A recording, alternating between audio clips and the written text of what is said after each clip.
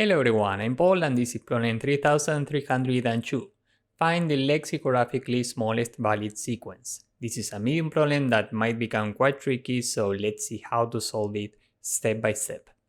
This might be a bit confusing, so I will do my best to explain it. We are given two strings, word1 and word2. So let's say that we are given this input. Our job is to return an array with the length of word2, meaning 3 in this case, where elements are indices from word1 with which we can build a sequence that's equal to word2, considering that we can have at most one character that's different. And among these sequences with indices, we have to return the lexicographically smallest one. So let's see what this means. We need to find a sequence in word1 that's equal to word2, considering that we can have at most one character that's different. So we could take these three characters. Here we have one character that's different, and we can replace this with lowercase a. Now ABC is equal to word2, so we are good to go. This is a valid sequence. The indices of this sequence are 0, 1, and 2. So here in the array we put 0, 1, and 2. Now remember that we can build a sequence by removing some or none of the elements. So we could remove these two elements and these three elements form a valid sequence. We could remove these two elements instead, for example, and these three elements form a valid sequence. We could remove only this element and remaining elements still form a valid sequence.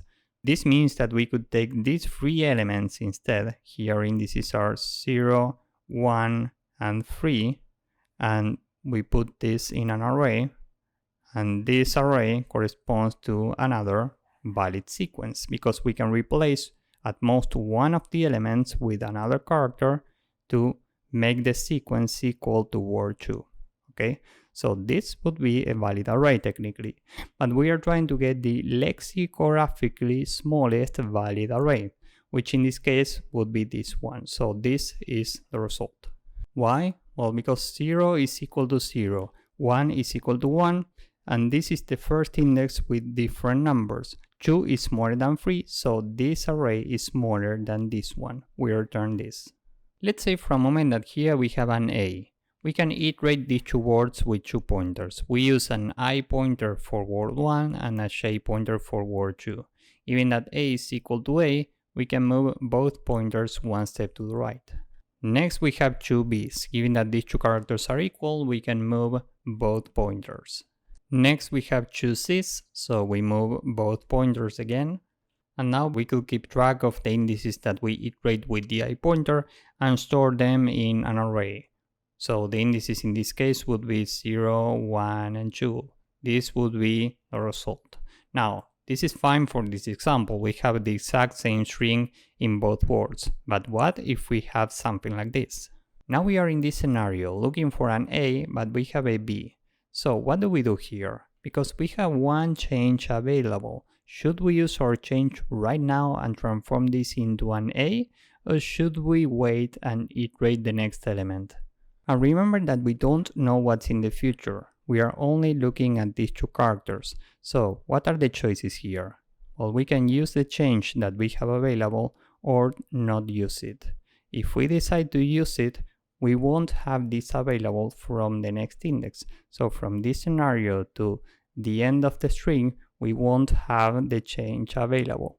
If we decide to not use it and next we step into a character that's different from A, we have two choices. We can decide to use the change or not use it, and so on. As you can see, we can explore different scenarios, which means that we could solve small subproblems and use these results to solve larger subproblems. This would be the dynamic programming approach.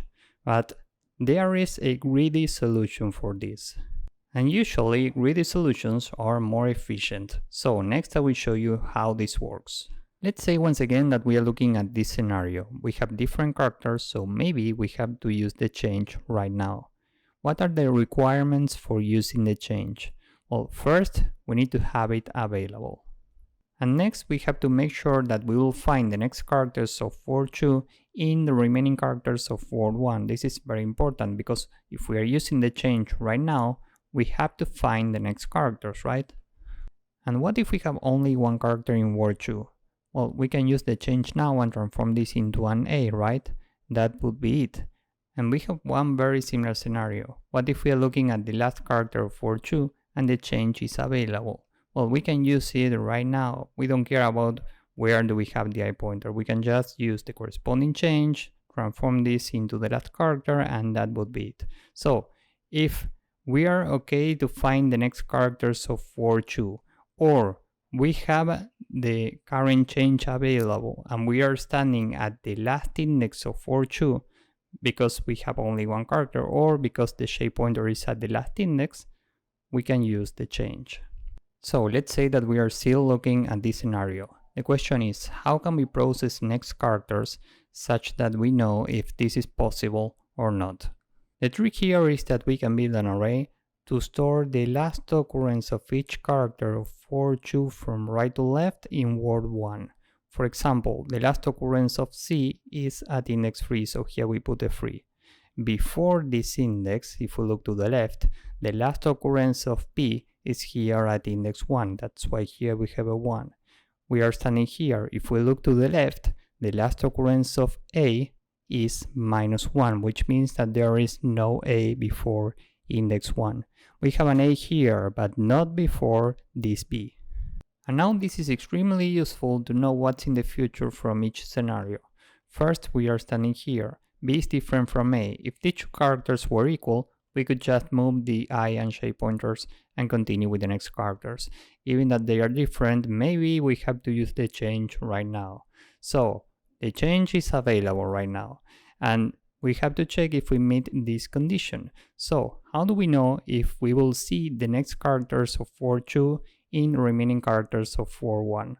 Well, we can check if the next value in last, here we are standing at index 0, so the next value would be 1. We are checking if this is larger than the current index. Here we are standing at index 0, this is 1 and this is 2. So we are checking if this number is larger than 0. 1 is larger than 0, so we are good to go, which means that we can use the change right now. We replace this with A.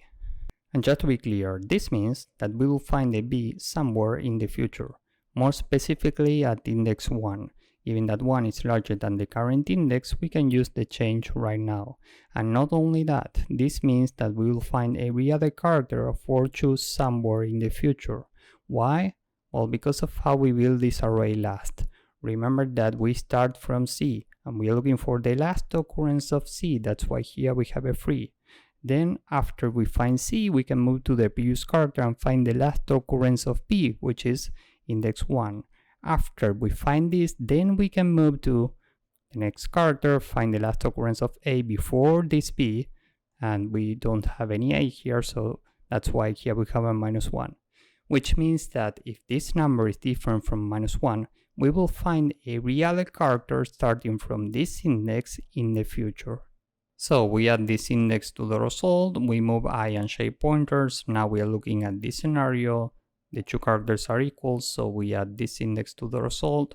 Now we can continue. We can move I and shape pointers. These two characters are equal, so we add 2 to the result. Now we move both pointers.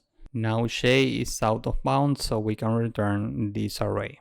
Time complexity for this approach will be big O of n, where n is the length of word 1. Remember that word 2 is smaller than word 1. Space complexity would be big O of m, where m is the length of word 2. Remember that we need space for this array last and for the result. So with this in mind, let's go with the code. First, we can say that n and m are the length of word 1 and the length of word 2. We need an array last, which is an array with -1 times m elements. Remember that m corresponds to word 2. Now we can say that Shay is the last index of word 2, and for every I in range, and we take word 1 length, which is n. So we go from the last index to -1 in steps of -1, and if word 1I is equal to word 2 Shay, then we can say last Shay is equal to I. And after we find this scenario, we can update the Shay pointer. Okay, this is very important. And if at any point J is more than 0, we can just break this loop and continue with the next part. Now remember that we have a change available, so we will have a boolean which is initially false. We can say that J is initially 0, the result is an empty array. Now for every index in the range of word 1, we can say if J is equal to m. In this case, we are out of bounds regarding word choose, so we can just break this loop and return the final result. If we are here, there are a few different possible scenarios. Maybe the two characters are equal. So if word 1i is equal to word 2j, then we add the corresponding index to the final result and move the j pointer. And this is a for loop, so we are moving the I pointer too. Else, this means that the two characters are not equal, so maybe we have to use our change. More specifically, we can say else if we have not used our change and we are either at the last index of word 2, meaning j is equal to m minus 1, or we are sure that we will see the next characters of word 2 in word 1, meaning last at j plus 1 is strictly larger than I.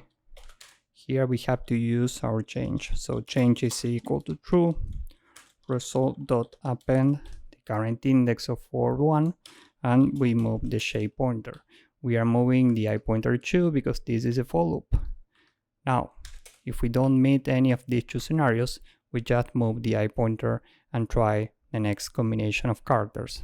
After this for loop down here, we can return the result if the length of this result is equal to the length of word 2, else we have to return an empty array, which means that we don't find a sequence corresponding to the length of word 2.